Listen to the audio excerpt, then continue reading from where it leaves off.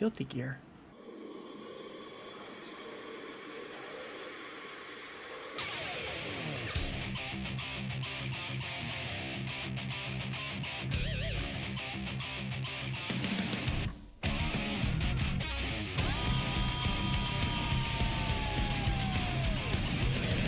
So, a few months ago, I picked up Guilty Gear.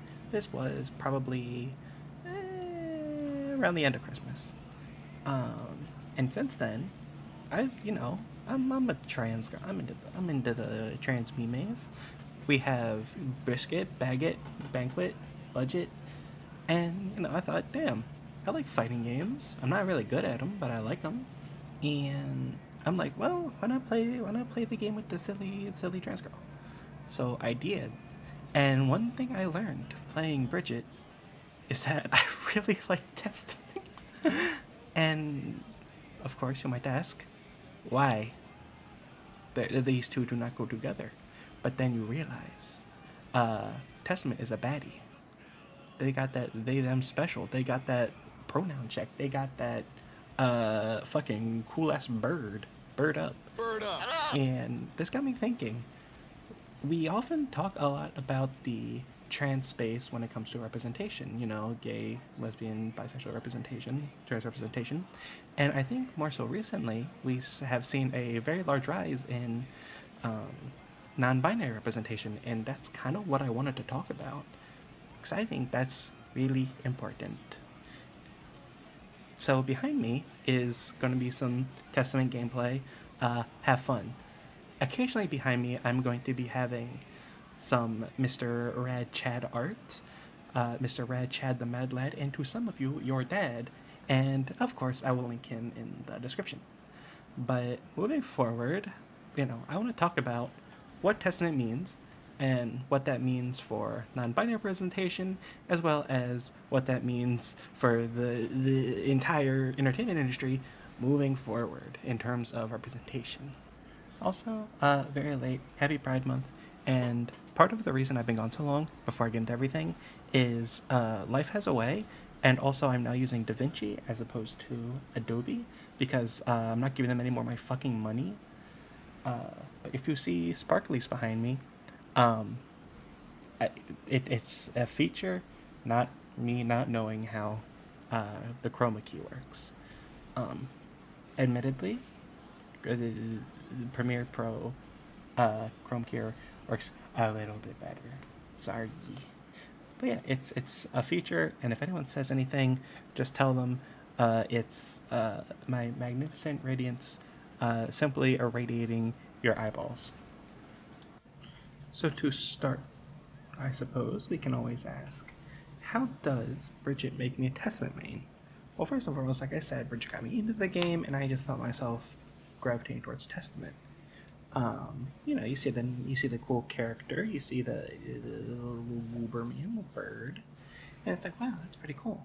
And also, they have a really cool scythe, and that's awesome. Give me a scythe in any game, and I'm gonna go crazy. But also, you start to look at the lore, who they are, where they come from, things they like, things they dislike, what are their hobbies, what do they be doing, where have they gone, who are they connected to, blah, blah, blah, blah, blah. And the more I, went down the rabbit hole, the more I'm like, damn, Tasman is just really fucking cool. And so I think part of that is the big one. And then I just kept playing Testament. And kept playing them, and kept playing them, and kept playing them, to the point that I am sufficiently a main now. But yes, the more I played them, the more I liked them. And that made me consider, what else is there? What other non-binary characters are there? Because you're just, or at least in my case, I was just, surrounded by Testament. I love Testament. Testament is great. But then again, you have to think, who else? And there's some more modern examples, such as, you have Testament, you have Masha from Owl House, you have Rain, also from Owl House, you have 90% of Steven Universe. And then there's also some other ones, a few older ones. You had like Sailor Uranus from Sailor Moon, and a little more recent-ish was Pito from Hunter x Hunter. But yeah, there's a lot of really cool characters that kind of bring that to life. And in that, you got to start to wonder, how come we didn't see any of that really before? Or more so, why is now a bit of a resurgence, or not maybe a resurgence, but a golden age, if you will, of representation. That's because because not only have we seen uh, this talk become more and more evident in the recent decades, but also my working theory is that because when we talk about things like representation, we like clearly definable things. You know, people want to see, black representation, Asian representation, gay representation, trans representation, etc., etc., etc. And when you look at things, especially when it comes to LGBT representation, is yeah, you see gay, you see lesbian, you see transgender. But even in things like transgender representation, it still maintains that same binary. We like to see, maybe a character is trans, but they're still being very feminine or very masculine, depending which way they transition. And I think it's more so a recent thing that more places have opened up to people that are like, I don't want to be either, or I want to be both, which is entirely valid, or I can be one but not the other, or you know, maybe not all the way one thing or the other. So I think in that we see more of the representation that we're getting now.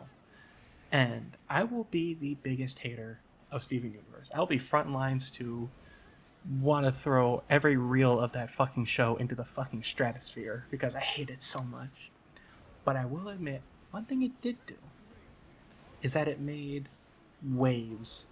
It paved the way for other shows to talk about things like gender, things like sexualities, and the nonconformity within the LGBT spectrum.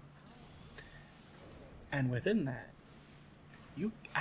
that comes from a genuine place where you desire to talk about this thing, and I know that is a big point, and especially within the show of Steven Universe in this context, it daily takes center stage, and it's never been afraid to talk about that kind of thing. And with that, other shows like Owl House or games such as Guilty Gear, and while I know Testament has been non-binary for more than just Strive, it's very evident now. It's very evident now because if you look at Old Testament, they were very more masculine leaning. Now we have a more true neutral. And even beyond that, we have Daisuke saying Testament is beyond gender, much like myself, which I believe is fucking amazing, and I want to congratulate Daisuke for everything he has done for the game, and for kind of like, I don't know, especially in a system such as Japan, which is very traditional, to take that step and to move it forward, to bring that to light, and to say, here's my character, here's what's about them. They're going to be different, and that is okay, and I want that. And I'll even put myself in there, which I give complete props to Daisuke. Amazing work. So, coming back to representation as a whole, I think a big thing for Testament and other characters moving forward to take from this is, other than, don't be afraid. I understand companies have to kneel to the shareholders. Oh, we can't have this character. They're one of them gays. We can't have that. They're gonna call us out for being woke. But I think more games should have that kind of thing, because part of that also is a part of self-reflection, if you will. Very clearly, I am transgender. I'm very openly about so. And part of that is realizing in and of myself, I have my own, I say non-binary tendencies. But when I first started, I was I want to pass, I want to be feminine, I want to be a girl, I want people to see me as a girl, I want to be, model femininity. And the more I went through hormones and the more I went through um, some more societal restructuring of my own life, I kind of came to find out I felt very aligned with she they, maybe in a weird sense. Whereas some people are like, no, I want they them, only they them. That's completely valid and fair. It's very good, very fine. I myself find myself to be more. I am feminine, but like in a raccoon in a trench coat kind of way. You know, I don't know if that makes sense, but I don't know. That's just kind of how I rock it. And part of that, of course, comes from the time I spent with Testament, those hours and hours and hours. And maybe that was latent. Maybe that was just something I had internalized as I continued a transition journey. But who knows? Who knows?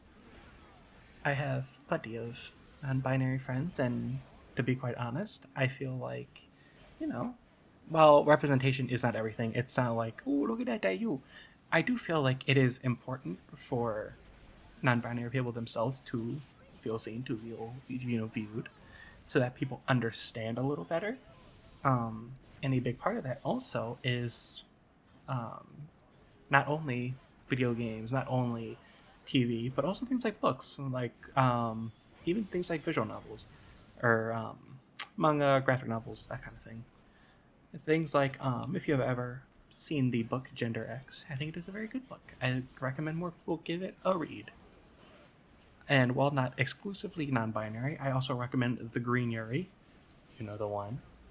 But the whole thing was the character was perceived to be male, but was not male, and that's completely fine. Again, that comes back similarly to Sailor Uranus, a la Sailor Moon, given they were introduced to be wearing a tuxedo, and they were very much more masculine, but in a very rounded sense, I guess is the way to put it. They weren't sharp. They weren't sharp jawed, big man. They were just they were them. They were Uranus, and that's okay. That's actually very good. But yes, I know this is mostly just me rambling. This is me talking about something I am rather passionate about, and part of that is I just kind of want to ramble. Honestly, it is Pride Month, and you think I'm gonna miss an opportunity to be gay during Pride Month? Absolutely not. But yes, I just wanted to keep this as a bit of a, I don't know, get off my chest, things I want to talk about. And I feel, I guess, just to wrap up everything I've said, there has been a lot of really good work when it comes to representation in media. And I think while it has been good, we could definitely fair to see a little bit more non-binary representation. Give us more characters that are they, them, he, they, she, they, what have you. And honestly, I think it'd be really cool. I've got a lot more stuff, I want to talk about in the future here, but I wanted to get this off for Pride Month. I've been gone a very long time, and I do apologize. Life has a way. I'm moving again. Um, and for now, things are Daijobu. I'm usually streaming, usually. But yes, about 3 times a week. But yes, come chill out, say hi, hang out in the stream, linked in description. And also, go check out Mr. Rad Chad, the Radliest Chad, and even, potentially, my dad. But he was super cool, gave me permission to use a bunch of his stuff, and I really wanted to thank him for everything. But if nothing else, the one takeaway, uh, look at an envy. Look at them. Okay, thanks, bye.